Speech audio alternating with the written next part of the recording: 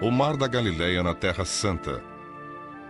Jesus viveu nas praias deste lago pregando e realizando milagres que estão contidos nos 4 livros dos Evangelhos, nosso único registro de sua vida. Porém, podemos acreditar no que lemos nesses livros?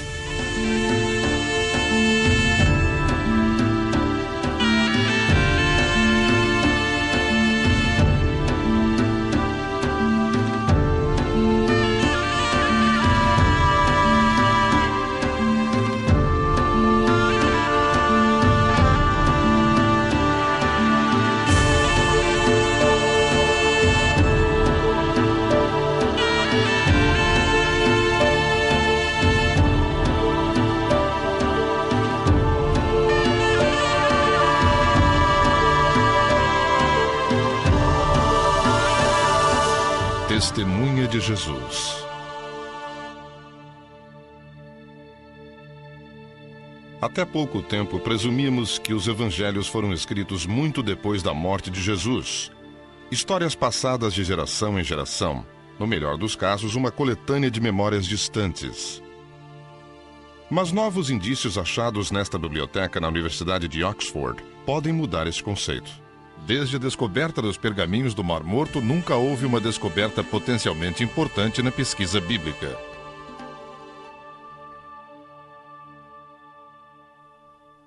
Na noite de Natal, em 1994, o Times de Londres publicou artigos sobre o papiro de Jesus.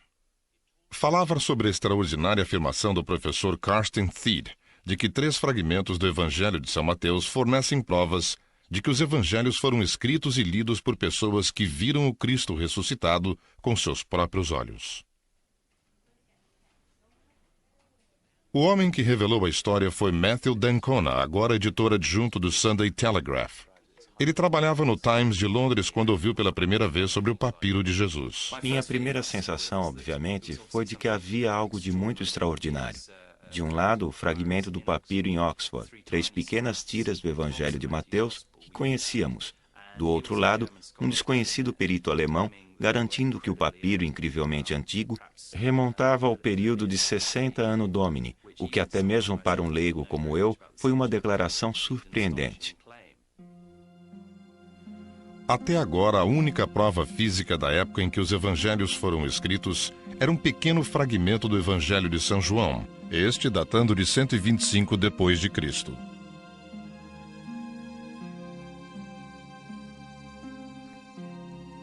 Quase 100 anos após a morte de Cristo, qualquer um que tivesse testemunhado os eventos solenes de sua vida já teria morrido há muito tempo.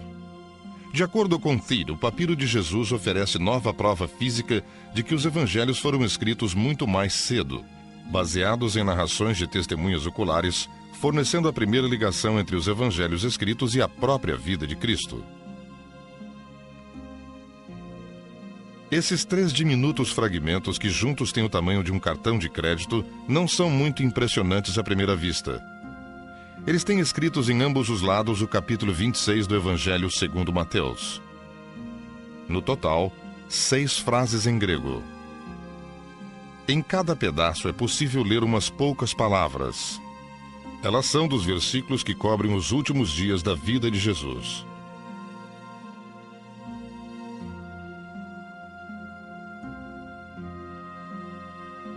Um deles descreve sua unção por Maria Madalena quando diz: aproximou-se dele uma mulher com um vaso de alabastro com um unguento de grande valor e o derramou sobre sua cabeça.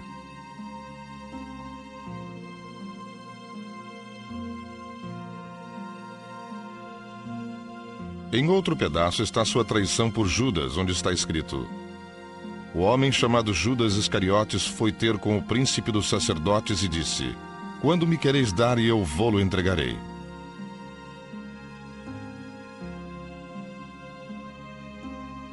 E a última ceia, onde Jesus conta aos discípulos que um deles o trairá, dizendo: o que mete comigo a mão no prato, esse me há de trair.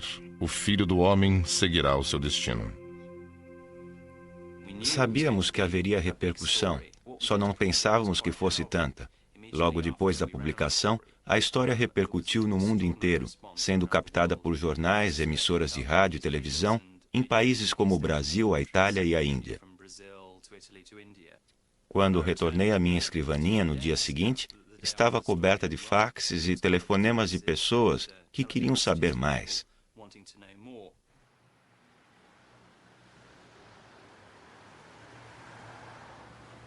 E embora a maioria das pessoas que entraram em contato com D'Ancona nas semanas seguintes estivesse entusiasmada pela descoberta de Theed, a resposta que ele teve de um dos peritos foi taxativamente negativa. Não creio estar correta sua afirmação de que esses fragmentos do Evangelho de Mateus possam ser de meados do primeiro século. Quase todos os peritos no assunto creem, como eu, que eles foram escritos perto do final do século II. Todas as evidências indicam isso, sendo esta a opinião geralmente aceita há 40 anos. Não vejo por que mudar meu conceito. Graham Stanton foi o último presidente da Sociedade Internacional de Acadêmicos do Novo Testamento e professor na King's College, a Universidade de Londres. Apesar de ser um dos principais opositores da alegação de Theed, ele a considerava interessante. As pessoas sempre se interessam por novidades sobre Jesus. No caso em questão, em lugar de se escarnecer a fé cristã, como volta e meia acontece na mídia, o que ocorre é exatamente o contrário. Tais alegações parecem sugerir que, por serem mais antigos, os evangelhos podem ser mais confiáveis do que se imaginava. Pessoalmente, eu não partilho dessa opinião. D'Ancona percebeu que o achado de Theed havia criado uma controvérsia e queria saber mais. Ciente dos fatos por trás de ambos os lados do debate, quis ir além das manchetes e buscar as provas por si próprio.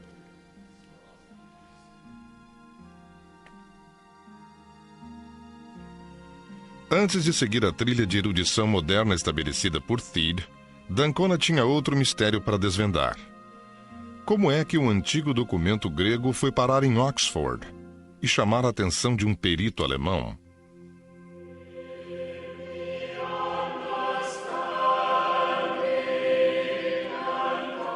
A capela da Magdalen College, em Oxford, é um tributo à glória dos evangelhos.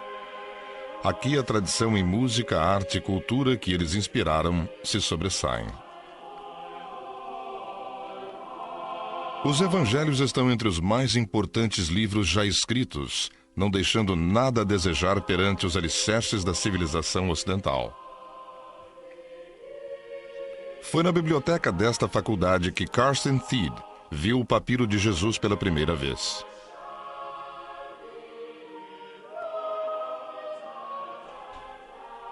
D'Ancona foi a Magdalen College à busca de provas da existência do capelão vitoriano Charles Hewlett, o homem que colocou o papiro ao alcance de Theed.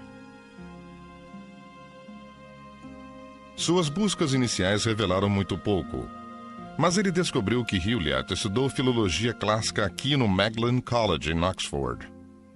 Esta foto foi tirada quando ele era um estudante, entre 1882 e 1886.